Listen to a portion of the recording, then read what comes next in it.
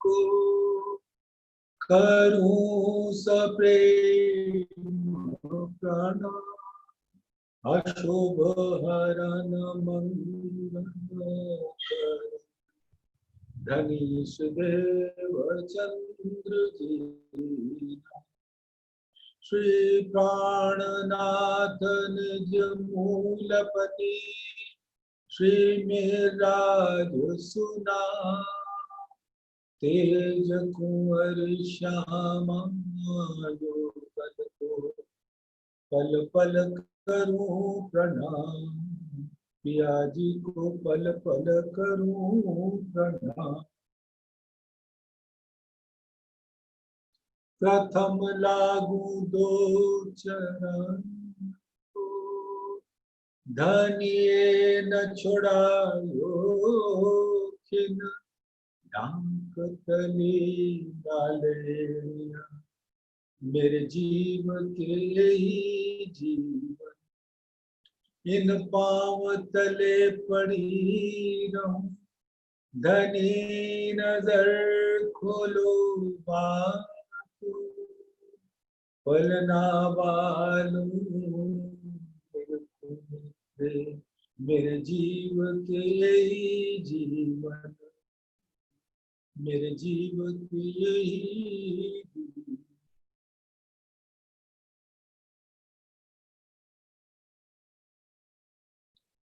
धामधनी अक्षरातीत के परम प्यारे लाडले सुंदर साथ आपके मूल तनों में जो मूल मिलावे में विराजमान, उनके चरणों में मेरा कोटान कबूल कीजिए। प्यारे सुंदर साथी, धामधनी की असीम अनुकंपा ही तो है, ये कृपा ही तो हम सबके ऊपर बरस रही है, जो धामधनी अपने दिल से प्रकट हुए इल्म के सागर की लहरों में हम सबको झीलने का ऐसा सुअवसर प्रदान कर और सामूहिक रूप से हम सब मानो जैसे परम धाम में हमारे मूल तन बैठे हैं गलबैया डाल दाड़िम की कलियों की जैसे, ऐसे ही हम सभी सुंदर साथ सुत्ता के द्वारा उसी मूल मिलावे में अपने मूल तनों को घेर कर, जुगल स्वरूप को घेर कर और थंभों के घेरे में बैठे हैं और धामधनी हमारी सिरदार सखी इंद्रावती को अपना हुक्म देकर अपने ही अंगों और वस्त्राभूषणों का वर्णन करा रहे हैं, हम सभी आत्माओं को सुख पहुंचाने की वास्ते। सुंदर साथी, अक्षरातीत हमारे प्राण प्रीतम ने अपने हुक्म से अपना एक श्रृंगार का स्वरूप वर्णन करा दिया, श्यामा जी के एक स्वरूप का वर्णन करा दिया। अब दूसरा श्रृंगार का स्वरूप चल रहा है, जिसमें हम सब मिलकर छील रहे हैं और अपनी सुरता मूल मिलावे में रखकर, क्योंकि ये इल्म का वो स्वरूप नहीं है जहां सिर्फ ज्ञान की क्षुधा भरी जाती है। यहां पर तो धामधनी अपने इश्क का, अपने प्रेम का अपने अंगों से प्रकट करते हुए रस पिला रहे हैं और ये रस तो मूल मिलावे में ही मिल सकता है, कहीं और इसके अंदर मात्र ज्ञान का पुट आ जाता है, तो ये ज्ञान नहीं है, ये तो साक्षात दीदार कर इंद्रावती जी हम रूहों को सुना रही हैं और हम रूहें उसको सुनकर अपने दिल में उसको देखने का प्रयास करती हैं। तो सुंदर साथ, आज राज्य के दूसरे श्रृंगार के 8वें प्रकरण 61 नंबर चौपाई सागर ग्रंथ का से प्रारंभ करते हैं। कंठ खभे दो बाहोड़ी, पेट पासली बीच हैड़ा, रूह मेरी इत अटके, देख छवि रंग रस भरिया। सुंदर साथ जी बड़े प्यार से इंद्रावती जी धामधनी के हुक्म से फरमा रही है। और देखिए इंद्रावती जी की कितनी विषम स्थिति, इसको देख लेने के बाद तो कोई भी आत्मा अपने अंगों में नहीं रहती, वो धामधनी के अंग से अरस परस हो जाती है। तो कहना तो दूर की बात, अब इंद्रावती की आत्मा का दिल तो चाह रहा है कि बस इन अंगों से अरस परस हो जाए, लेकिन धामधनी ने ऐसा हुक्म दे रखा है कि अभी तुम देखो और कहो अपनी रूहन। तो धामधनी के हुक्म की उदूली कैसे की जा सकती। इंद्रावती का दिल तो दौड़ रहा है उन अंगों के से अरस परस होने को, लेकिन दिल के ही द्वारा उनकी रसना से वो वर्णन करा रहे हैं। और धामधनी ने अपना हुक्म दे रखा है। हुक्म की क्या अद्भुत करिश्मा है कि उसको देखकर लोटपोट हो जाना चाहते हैं, उस अंगों से अरस परस हो जाना चाहते हैं, लेकिन रोक दिया। देखो और कहो, और अपनी आत्माओं को कहो, और उनको कहने के बाद ये भी कहो कि जैसे मैं देख रही हूं वैसे ही तुम भी देखो। तो ये देखने की प्रक्रिया के लिए तो मूल मिलावे में ही बैठना होगा। तो ये बिना सुरता लगाए अगर इस प्रकरण को या सागर के ग्रंथ को सिर्फ मात्र पढ़ते रहे और पन्ने पलटते रहे, तो ये हमारे दिल में उसका रस कभी नहीं आएगा। हम सिर्फ सोचेंगे कि हम सागर में झील रहे हैं, लेकिन झीलना भी मूल मिलावे में होगा और कहीं नहीं हो सकता।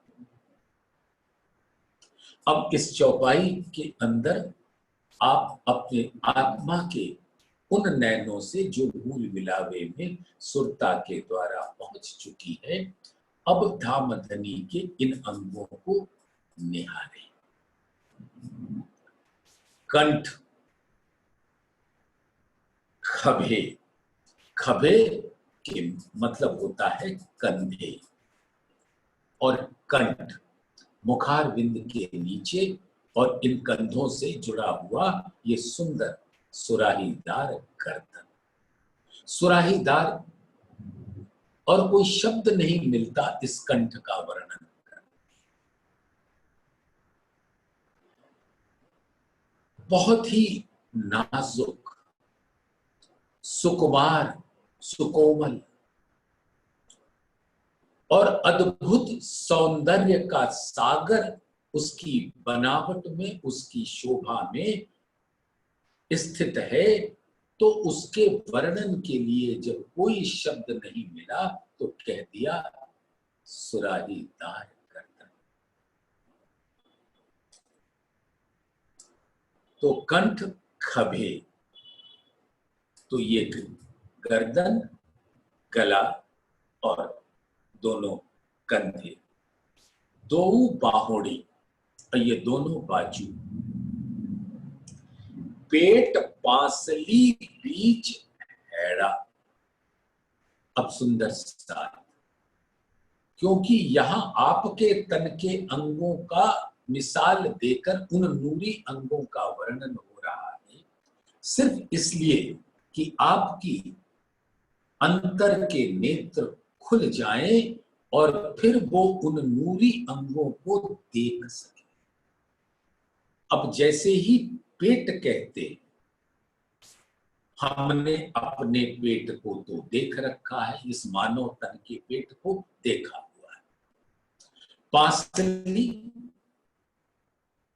जिसके नीचे अंदर वो अंग होते जिसके द्वारा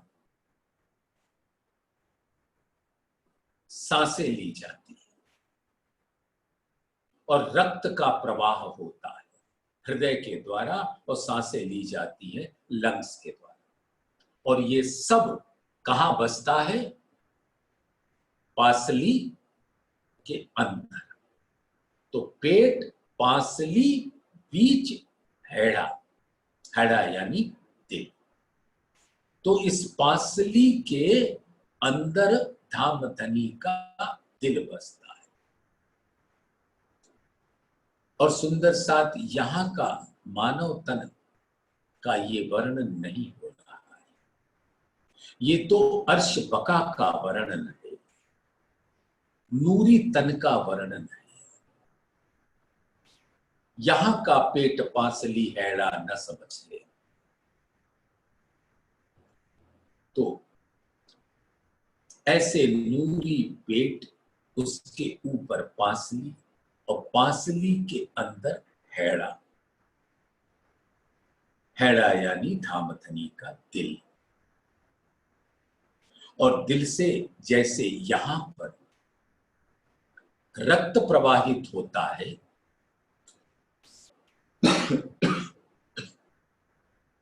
हमारी रगों में, वैसे ही धामधनी के दिल में जो अनंत सागरों का रस है, इश्क से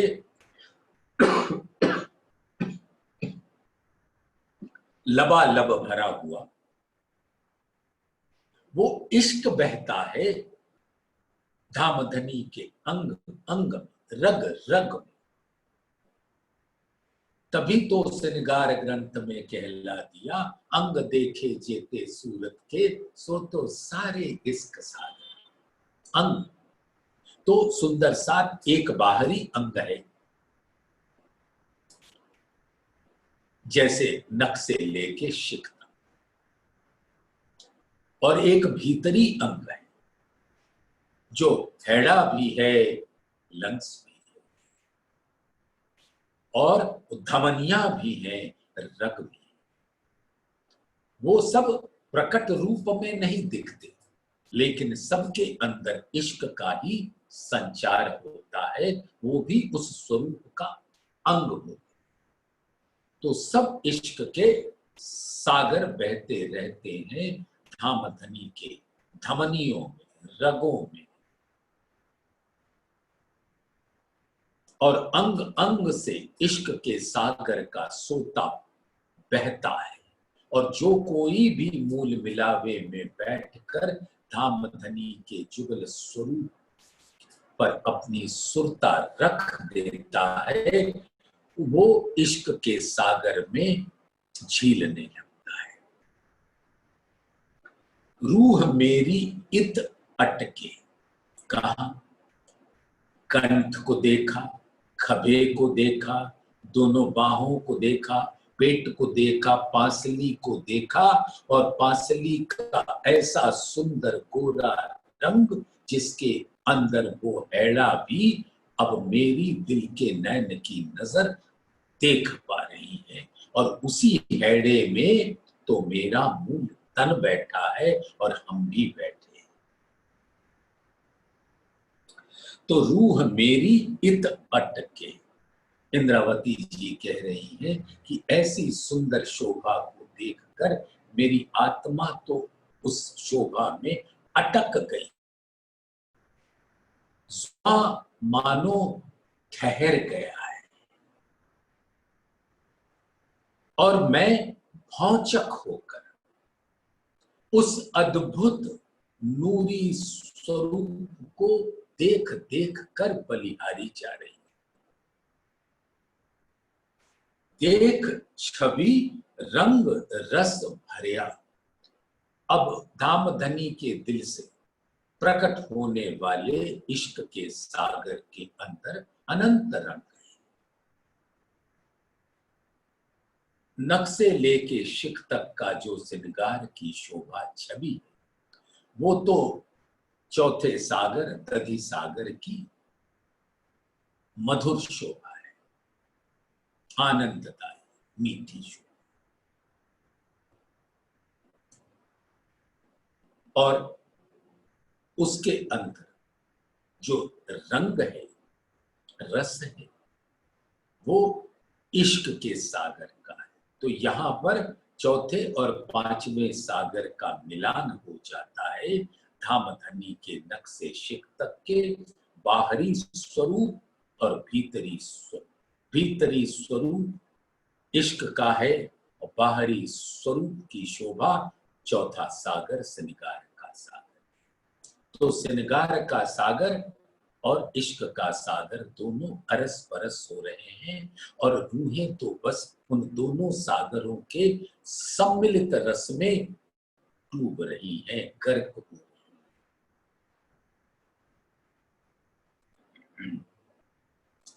मच्छे दो बाजू के, अब इन दोनों बाहों के ये जो डोले होते हैं मांसपेशियां, मच्छे दो बाजू के सलूकी अति शोभित, रंग छब कोमल दिल की आशिक हैड़े पसंद।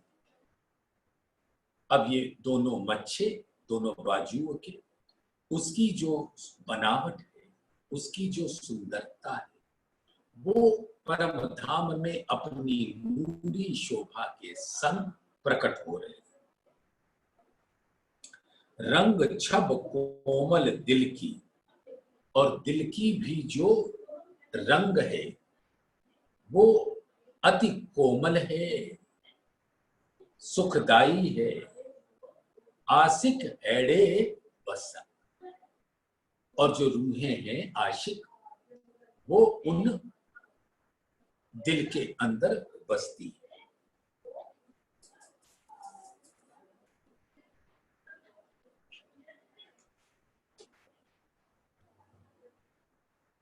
हस्त कमल की क्यों कहूं, पहुंचे हथेली कई रंग, लाल उज्जवल रंग कहते हो इन रंग में कई तरह। अब हस्त कमल हथेलियां कि उनके जो हथेली नीचे वाला हिस्सा और पहुंचा ऊपर वाला हिस्सा, उसको पंजाबी कहते हैं। तो हस्त कमल की क्यों कहूं, पहुंचे हथेली कई रंग, यानी कि जो हथेलियां हैं उसके अंदर से अनंत रंग प्रकट हो,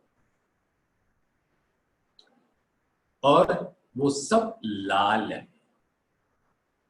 जैसे रक्त का रंग लाल होता है और रक्त के प्रवाह बिना तो ये तन जैसे निर्जीव हो जाता है, वैसे ही रूहों का नूरी तन जब तक वो इश्क का स्वरूप को देख नहीं लेता, अपने दिल में रख नहीं लेता, तो वो चैन नहीं पाता। लाल उज्जवल रंग कहते हूं इन रंग में कई तरंग, और इन रंगों के अंदर कई तरंगे बहती। कोनी काड़े कलाइया, रंग नरमाई सलूक, ऐसा सखत मेरा जीवरा, और होवे तो होए टूक टूक। अब एक एक अंग का कितना सुंदर वर्णन कह रहे हैं। कोनी यानी कोहनी, कलाई और मच्छे के बीच वाला हिस्सा कोहनी। कोनी काड़े कलाइया, और काड़ा अंग जो हथेलियों को और कलाइयों को जोड़ता है। तो कोनी काड़े कलाइयां रंग नरमाई सलूक, और उसकी कोमलता और उसकी रंग उसकी शोभा, ऐसा सखत मेरा जीवरा, और होवे तो होए टूक टूक। अब मेरी आत्मा इतनी सखत हो गई कि इसको देखकर वर्णन कर रही है। अरे कोई और होता तो भूख भूख होके वहीं गल जाता। ना तहकीक होवे रंग की, ना छवि होए तहकीक, क्यों कहूं बीसों अंगुरियां और मिहीन हथेलियां ली। अब इन रंग का वर्णन करना तो असंभव सा ही है, क्योंकि एक रंग के अंदर अनंत रंगों की फुहारें प्रकट हो जाती हैं, जिमी से लेके आसमान। तो उसका उसके ऊपर स्थिर कैसे हो कि ये रंग लाल है या ये रंग नीला है। एक एक रंग के अंदर इतने रंग हैं कि तहकीक नहीं हो पाता कि ये रंग है तो है कौन सा। ना छवि होए तहकीक, और ऐसे सुंदर स्वरूप की का वर्णन नहीं हो पाता, और ये दिल भी स्थित नहीं हो पाता, क्योंकि उस स्वरूप के अंदर इतने रंग होते हैं जो हर क्षण बदलते रहते हैं। क्यों कहूं बीसों अंगुरियां और मिहीन हथेलियां लीक। अब ये जो चरणों के 10 अंगुरियां और हस्त कमल के 10 अंगुरियां, ये 20 अंगुरियां और मिहीन हथेलियां लीक, और हथेलियों के ऊपर जो लीकें हैं, गहरी रेखाएं हैं, जिसमें धामधनी के दिल का रस बसता है, उसका क्या वर्णन किया जाए। नरम अंगुरियां पतली, लगे मीठी मूठ बालक, ए कोमलता क्यों कहूं जिन छवि अंगुरी खोलत। अब जो ये पतली पतली कोमल नाजुक अंगुरियां हैं, ऐसे लगती जैसे मान लो एक छड़ी से जुड़ी। एक कोमलता क्यों कहूं जिन छवि अंगुरी खोल। अब उसकी कोमलता का क्या वर्णन करें, जब हथेली ऐसे करके बांध लेते हैं और फिर खोलते हैं, तो उस हथेलियों के ऐसी गहरी लाली होती है कि जिसमें हृदय डूब जाता है। क्यों देऊं निमूना नख का, इन अंगों नख का नूर, देत न देखाई कछुए जो होवे कोटक सूर।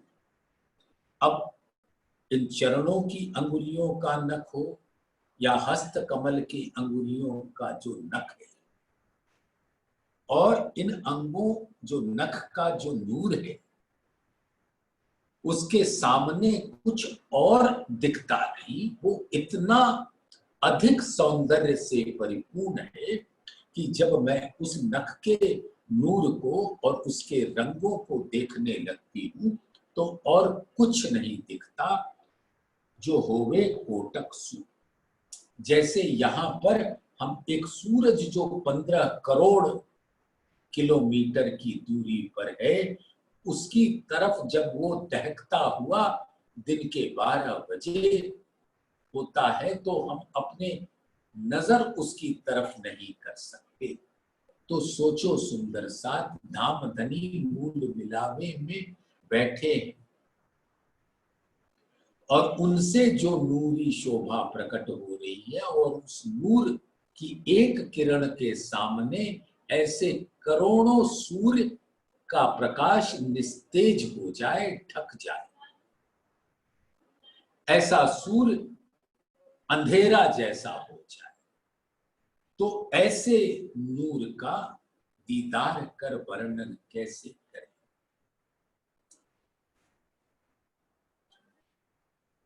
देत न देखाई कछुए जो होवे कोटक सूर, करोड़ों सूर्य इसके सामने निस्तेज हो जाता है। अब देखो पेट पासली और लांक चलत लहकर, सुंदर साथ।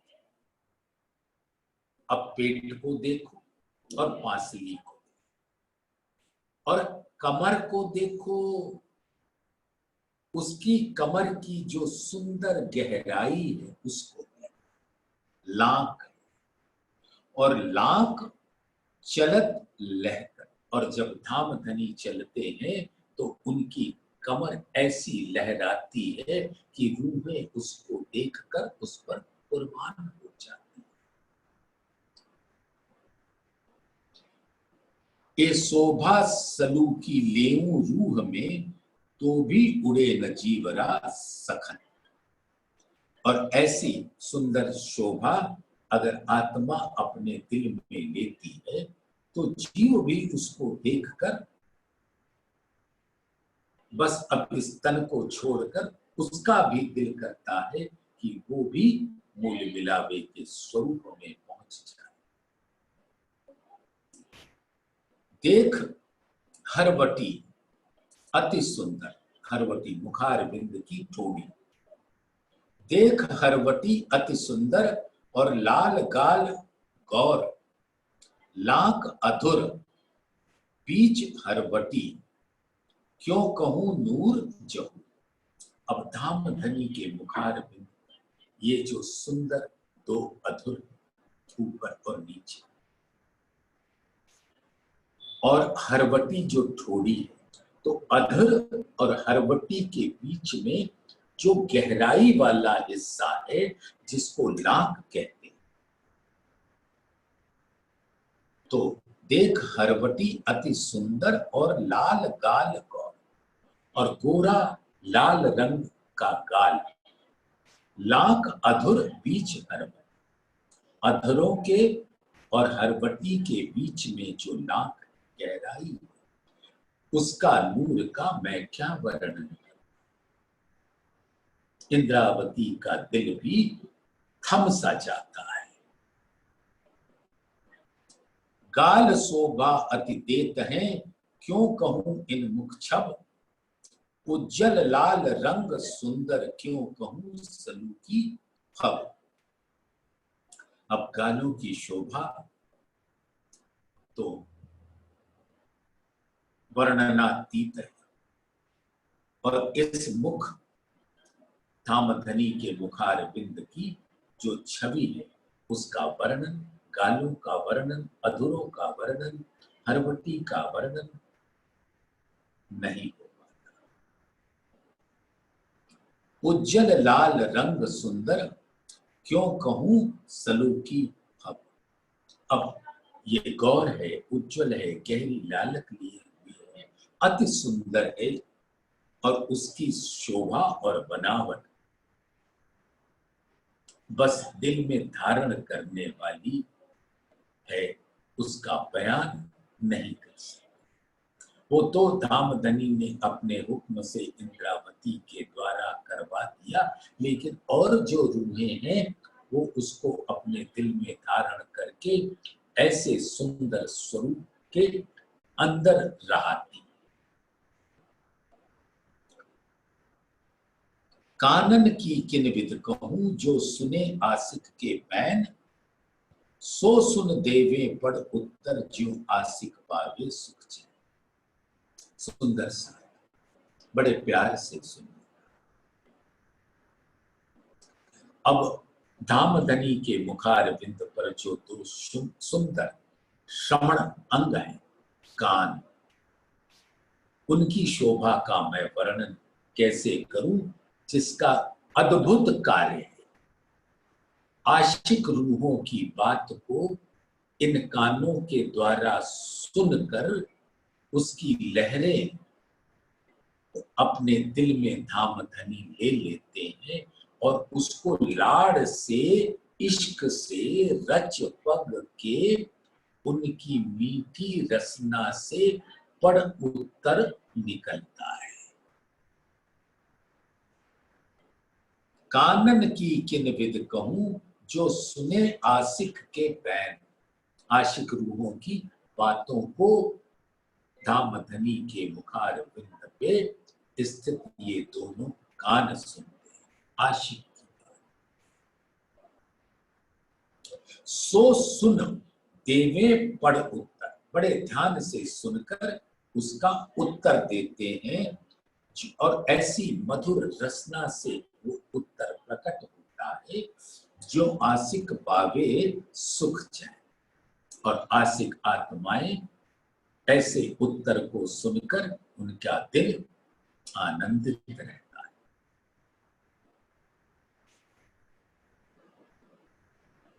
मुख दंत लाल अधुर छम, अब ये मुख चौक पर जो दंत है लाल अधुर छम, और उसके ऊपर ये जो लाल अधुर मधुरी बोलत मुखमान, और इस मुख से अत्यंत मीठी रसना से प्रकट होता है धामधनी के वचन। वो आशिकों के लिए उनके कहे हुए वचनों को का पढ़ उत्तर होता है। खैंच लेत अरवाह को ये जो वाणी अर्स सुभान, और रूहों को अपने अंदर खींच लेती है जो ये वाणी है सुभान की, यानी छाती मेरे कसम की जिनका नाम सुभान। जो नेक देखू गुण अंदर तो तब ही निकसे प्राण। अब छाती के अंदर जो हैड़ा है, दिल है, उसके गुण को अगर मैं जमाली के गुण को, एक गुण को देखूं, एक गुण के एक तरंग, एक किरण, एक लहर को देखूं, तो तब ही निकसे प्राण, यानी कि आत्मा धामधनी के अंगों से अरस परस हो जाए। नैन अनियारे बकी छब, और जो धामधनी के मुखार बिंद पर सुंदर ये नैन कमल, उसकी बनावट, उसकी छवि का क्या बयान करें। अनियारे तिरछे, बकी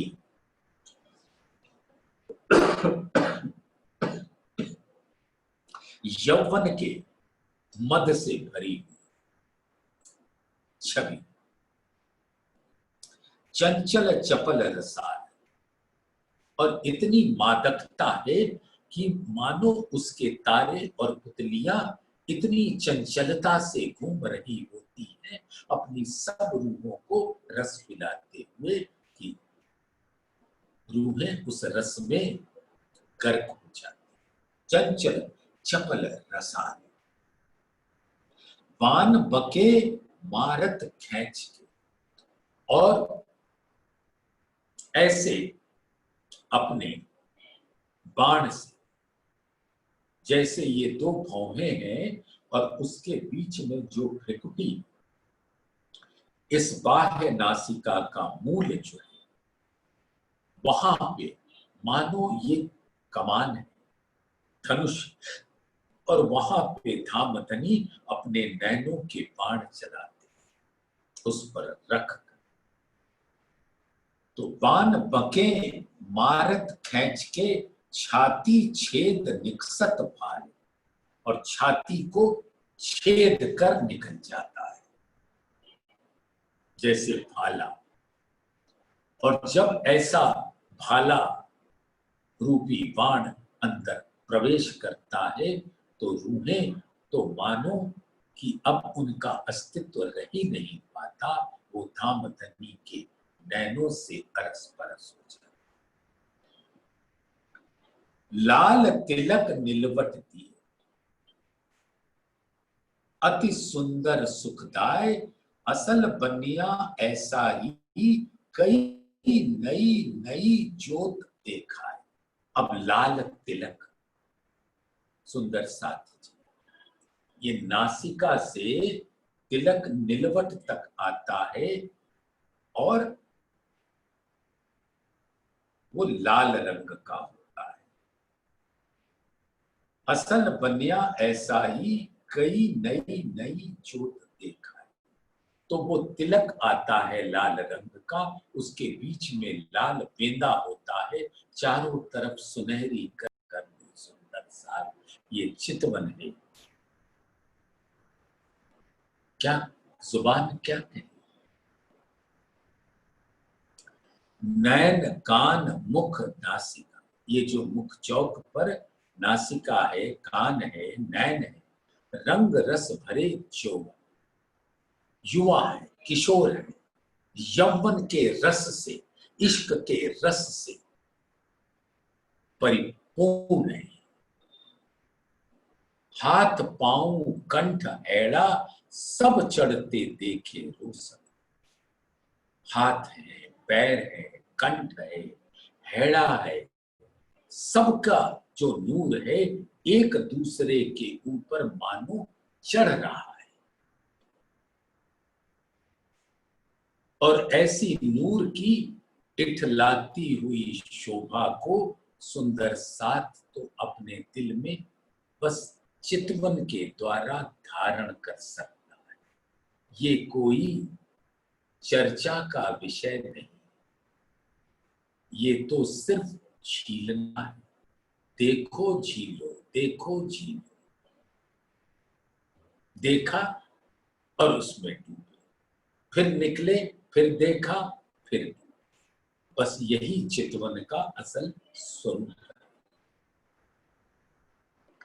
नख सिख बंद बंद सब अंग, मानो सब चढ़ते चंचल, छब फब शोभा सुंदर, तेज जोत अंग सब बल।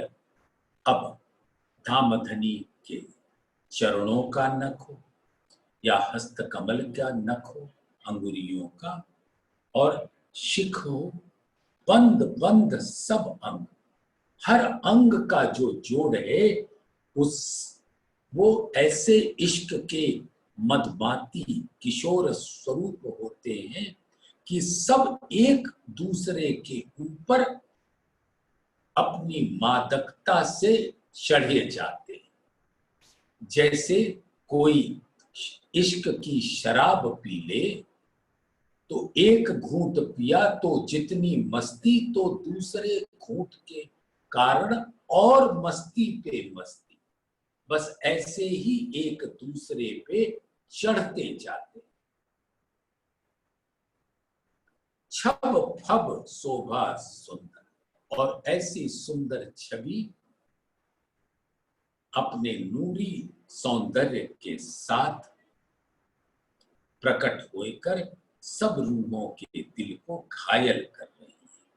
तेज जोत अंग सब बल, और ऐसे नूरी ज्योति जो प्रकट हो रही है वो सब रूहों के दिल को अपनी शीतलता के साथ उनको अनंत सुख प्रदान कर रही है।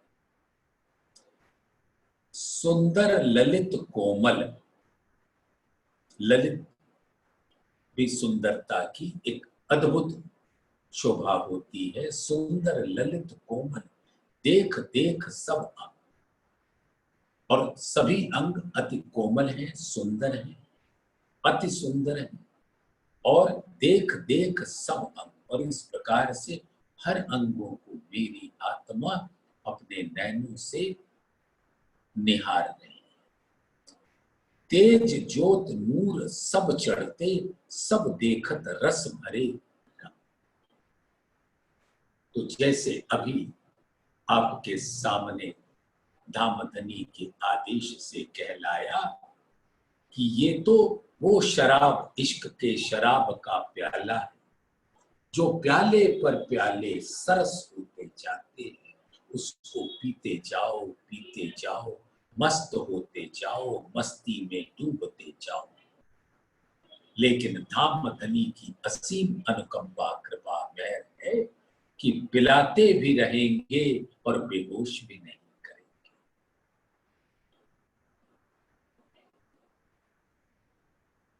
तेज ज्योत नूर सब चढ़ते, अंग अंग का नूर एक दूसरे पर चढ़ता रहता है, इठलाता रहता है। सब देखत रस भरे रंग, और सब अंगों के रस भरे रंगों को आत्मा की दृष्टि देख रही है। कटि कोमल दिल हैड़ा, और जो कमर है उसकी जो नाक है वो इतनी कोमल है, और दिल जो है, जो हैड़ा है, अति उज्जवल छाती सुंदर, वो छाती के अंदर बसती, और उसी हैड़ा का रस छाती को गौर उज्जवल गहरी लालक वाला बना देता, और छाती में वो बांसुरी बढ़ते चढ़ते इश्क अंग अधिक, ऐसा चुभिया रूह के अंदर। तो वही इश्क के प्याले एक ऐसी मस्ती चढ़ा देती है उस किशोर स्वरूप के से। अंग अंग जो इश्क है, वो चरणों से इश्क पिया तो सुरूर आया, और ऐसे हर अंग से पीते गए तो सुरूर आता गया। और जब हैड़ा और दिल और छाती, पेट, बांसुरी, नाक और मुख चौक को अंगों से इश्क को पिया, तो इश्क की मद मादक रस में मैं गर्क हूं।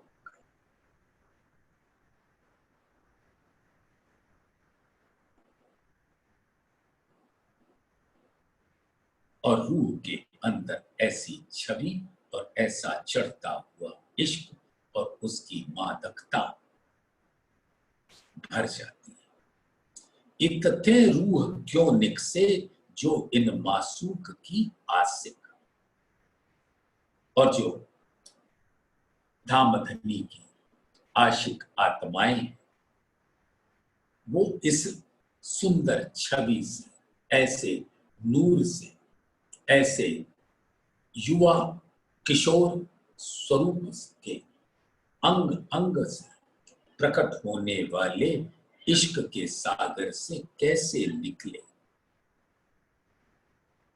छोड़ छाती आगे जाए न सके मार डारत, और छाती में अगर आत्मा के नैन पहुंच गए तो वही कायम हो जाते हैं, वहां से उनका हिलना मुश्किल है। हाँ, धामधनी ले जाए तो ले जाए।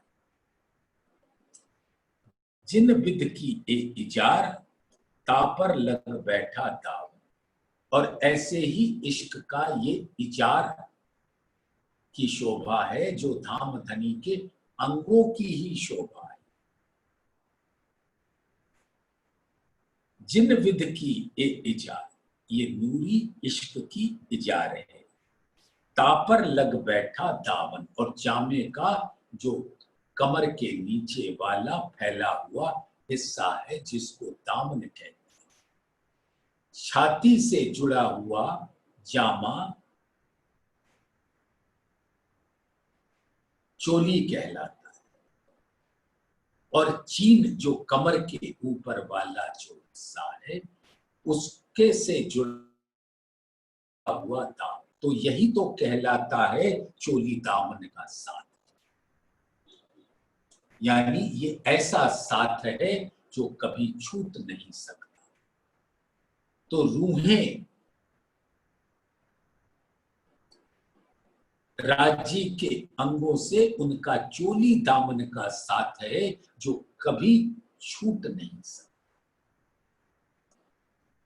कभी आप ऐसा देख नहीं सकोगे कि चोली अलग हो जाए और दामन अलग हो जाए। वो दोनों चीन से कमर पे जुड़े हुए, चोली है तो दामन है, दामन है तो चोली। ऐसे ही रूहें हैं तो धामधनी के अंगों से अरस परस।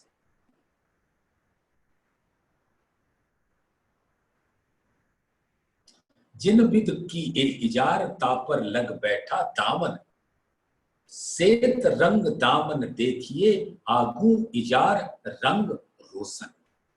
ये नीली इजार और श्वेत रंग के जामे का दामन और उसकी छाई उस पर पड़ते हुए देखिए और गर्क हो जाए। गौर रंग जामा उज्जल और धाम धनी का अंग अंग गोरे रंग का है। गोरा रंग धामधनी का इसलिए है कि उनके अंदर जो इश्क का रंग बहता है वो अपनी लालिमा के साथ प्रकट हो जाए उनके बाह्य अंगों पर भी।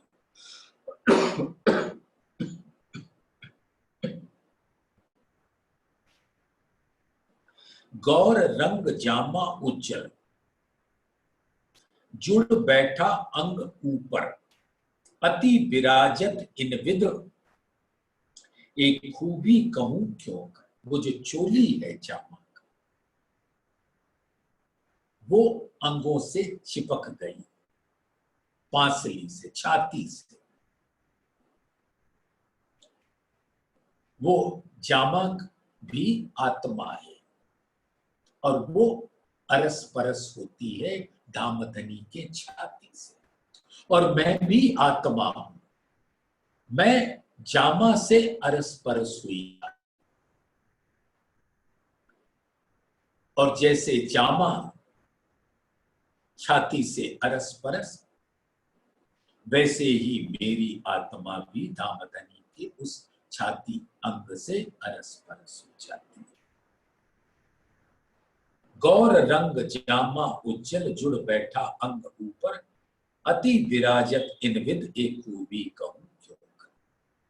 और इसकी सुंदरता से वो छाती पर विराज रहा है कि उसका वर्णन इंद्रावती के लिए अति दुष्कर कार्य है। ए जुगत जामे की क्यों कहूं। अब जामा की जो बनावट है उसका वर्णन क्या करूं। ए जुगत जामे की क्यों कहूं, झलकत है चौंगोर। ये नूरी जामा, श्वेत रंग जलाओ को जाओ, उसकी बाहें, उसके कंठ, उसकी चोली, उसका चीन, उसका दामन, दामन की चुन्नटें और उन चुन्नटों के ऊपर लहराता हुआ इजार के रंगों की शोभा छाई बनकर प्रकट हो रही है। बाहें, सुंदर बाहें चुन्नट वाली, चोली और दामन शोभा देत सब थौर। और ये ऐसा सुंदर स्वरूप है जिसका नूर जिमी से आसमान के बीच में फैल रहा है।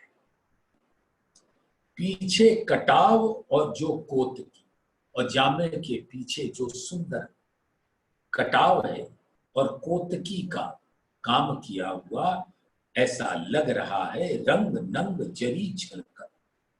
और उसके अंदर, उस कोतकी के अंदर, उस चित्रकारी के अंदर अनंत नंगों की झलकार हो रही है, नूरी नंग। चीन मोहरी दो हाथ की, इस सुंदर जोत अतंत। और जो इन बाहों की जो मोहरी है, जो जामे से जुड़कर ऐसे आती है, दोनों हाथों की, उसकी सुंदर नूरी ज्योति अनंत है। बेल नकस दो बगड़ो। अब चोली के और बाहों के बीच में जो जामे का बगल है, उसके ऊपर जो फूलों की, बेल की नक्काशकारी है। बेल नकस दो बगलो और बेल गिरवान बन। और जो गले पर गिरवान है उसके ऊपर भी ऐसी ही सुंदर बेल की, फूलों की, पत्तियों की नभों से जड़ी हुई नक्काशीकारी। चूड़ी समारी बाहन की, और जो बाह है जामे की, वो उसके ऊपर चुन्नटे,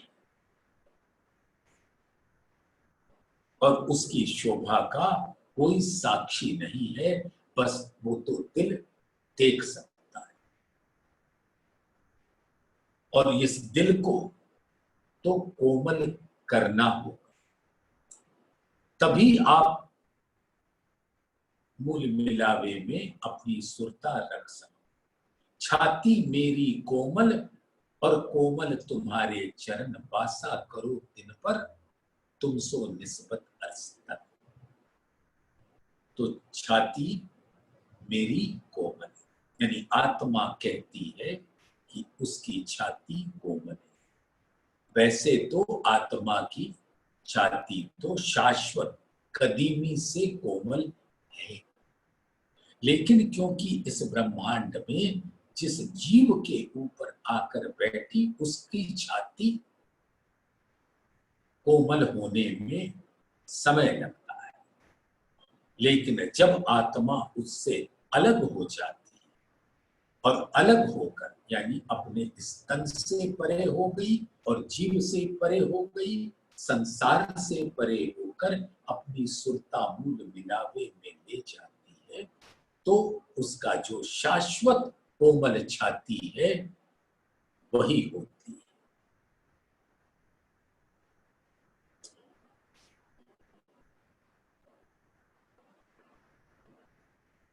तो बेल नकस दो बगलों, और बेल गिरवान बंद, चूड़ी समारी बाहन की, क्यों कहूं शोभा सनंद। उसकी कोई साक्षी नहीं दी जा सकती, बस देखा जा सकता। छोटी बड़ी न जाड़ी पतली, सबे बनी एक रास, उतरती मिहीन मिहीन से, जुबां क्या कहे खूबी खास। इन बाहों पे जो से मिहीन है, जैसे लाख की लीकें महीन होती हैं, वैसे ही बाहों की ये चुन्नटें, और वो न छोटी होती है, न बड़ी होती है, न मोटी होती है, न पतली होती है, सबे बनी एक रास। एक इश्क के रस से उसका अद्भुत श्रृंगार होता है। उतरती मिहीन मिहीन से, जुबां क्या कहे खूबी खास। अब इस जुबां से उन चुन्नटों का भी वर्णन नहीं हो सकता। उसके अंदर नूर ही नूर बसा हुआ है। पीला पटुका कमरे, और कमर पे पीले रंग का पटुका है। पहले श्रृंगार में नीलो न पीलो बीच के रंग को पटुका, यानी गहरा हरा रंग, और यहां पर पीला रंग। पीला पटुका कमरे, रंग नंग छेड़े किनार, और उसके किनार पर, उसके पल्लों पर इतने नग जड़े हुए हैं। बेल पात फूल नकस होत आकाश उद्योतकार, और उसके लपेट में जो उसका किनारा है और पल्ला है, उस पे अनंत नगों की नक्काशीकारी। बेल जैसे बेल है, पत्ते हैं, फूल है, उसकी नक्काशीकारी, और सब नूरी नग है। होत आकाश उद्योतकार, और उसका नूर आसमान तक जाता है।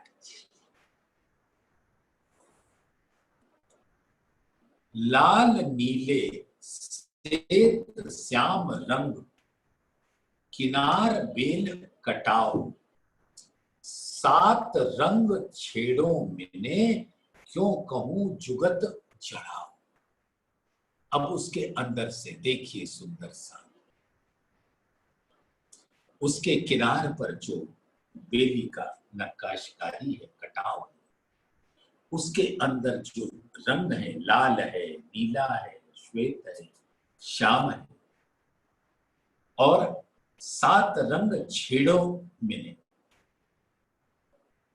क्यों कहूं जुगत जड़ा।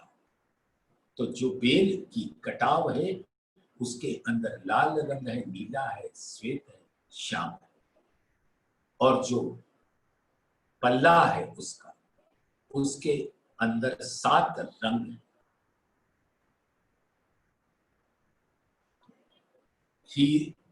पांच पाने मोती नीलवी हीरे पोखरे मानिक नंग। अब ये 7 आपने सुने। 5 का रंग हरा, पाने का रंग भी, पन्ना का रंग भी गहरा हरा होता है, मोती का रंग श्वेत होता है, नीलवी नीला होता है, हीरे का रंग श्वेत होता है, पोखरे का रंग पीला होता है, और माणिक का रंग लाल। तो ये 7 रंग हैं जिसके नग हैं 5 पाने मोती नीलवी हीरे पोखरे मानिक नग। यानी हरा, गहरा हरा, मोती श्वेत, नीलवी नीला, हीरा अति श्वेत, पोखरे पोखराज पीला, और माणिक गहरा लाल। बेल कटाव कई नकस कहूं गर्भित केते रंग। और उसके छेड़े पर इतने बेल कटाव और नक्काशकारी है कि उन रंगों की शोभा का वर्णन नहीं कर पाते। जामे में झाई झलकत हरे रंग इजार। अब इजार का रंग यहां पर हरा का। हरा कहने का तात्पर्य ये है कि जब नीले के अंदर पीला पटुका का रंग आता है तो झाई हरे रंग की हो जाती। नीलो ना पीलो बीच के रंग, तो पटुका पीला और इजार नीला, और ये दोनों का रंग जो मिलकर हरा हो जाता है तो ऐसा प्रतीत होता है कि इजार मानो हरे रंग का है। लाल बंद और फुंदन कई रंग नंग अपार। और जो उसके जामे में झाई झलकत हरे रंग इजार, और इजार का जो इजार बंद है और उसका जो फुंदन है वो लाल रंग का, और उसके अंदर अनंत रंगों की शोभा कई रंग नंग अपार। कहूं अंगों का बेवरा जुदे जुदे भूखन, ए जो जवेर अर्स के कहूं पहले भूखन चल। अब अंगों का बेवरा हुआ और अब उनके विध विध के जो भूखंड अंगों पर शोभायमान है उसका वर्णन इंद्रावती जी धामधनी के हुक्म से करवाती हैं। और ये भूखंड जो है परम धाम के जवेर है।